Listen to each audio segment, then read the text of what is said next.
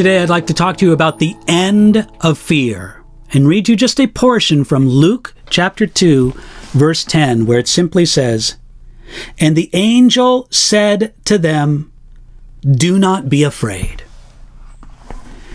For this Christmas, I want to read to you a short portion from a sermon by Charles Spurgeon, that great preacher of Victorian England.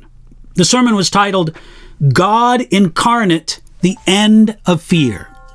And in this message, Spurgeon explained how the coming of Jesus means that God answers all of our fears. As I mentioned before, Charles Spurgeon was the most famous and well-heard preacher of Victorian England, more than 100 years ago. His explanations and applications of Bible texts still speak to us today, though sometimes the modern reader must become accustomed to the Victorian manner of speaking and writing. So let me read to you this section from Charles Spurgeon, "The End of Fear." According to the text, they were not to be afraid. First of all, because the angel had come to bring them good news. What does it say? It says, "I bring you good news of great joy." But what was this gospel? Further on, we are told that the gospel was the fact that Christ was born. So then, it is good news to men that Christ is born, that God has come down and taken manhood into union with himself. Truly, this is good news. He who made the heavens sleeps in a manger. What does that mean? Why, it means that God is not necessarily an enemy to man, because here is God actually taking manhood into union with deity.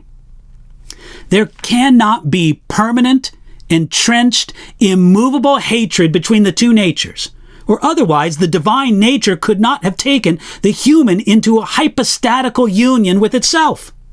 Isn't there comfort in that? You are a destitute, wicked, feeble man, and that which makes you afraid of the Lord is this fear that there is a hatred between God and man.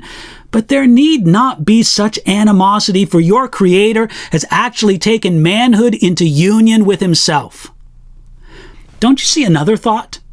The eternal seems to be so far away from us. He's infinite, and we are such little creatures.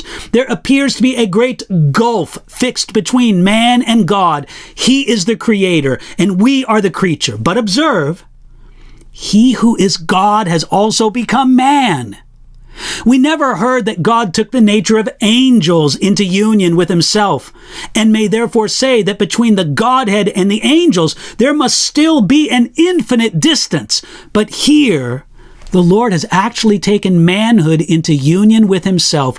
There is therefore no longer a great gulf fixed. On the contrary, there's a marvelous union.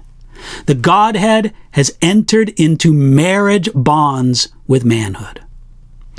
O my soul, do not stand like a poor, lonely orphan wailing across the deep sea after your father who has gone far away and cannot hear you.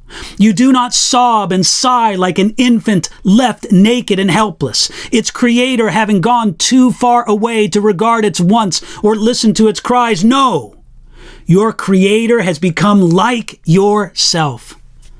Is that too strong a word to use? He who created all things, and him whom all things are held together, is that same Word who lived for a while among us and was made flesh in such a way that he was tempted in every way, just as we are, yet without sin. O mankind, was there ever such good news as this for you? Inferior mankind, you weak worm of the dust, far lower than the angels, lift up your head and don't be afraid. Inferior mankind, born in weakness, living a life of work and stress, covered with sweat, and then dying only to be eaten by the worms, don't you be ashamed, even in the presence of heaven's highest ranking angels, for next to God is man, and not even an archangel stands in position between God and man. No, not next to God. There is an absolute, complete union between God and man For Jesus, who is God, is also man. Jesus Christ, eternally God, was born and lived as we also do. That is the first word of comfort to expel our fear. It's beautiful. God has come near to us in Jesus Christ, and he's come near to you today.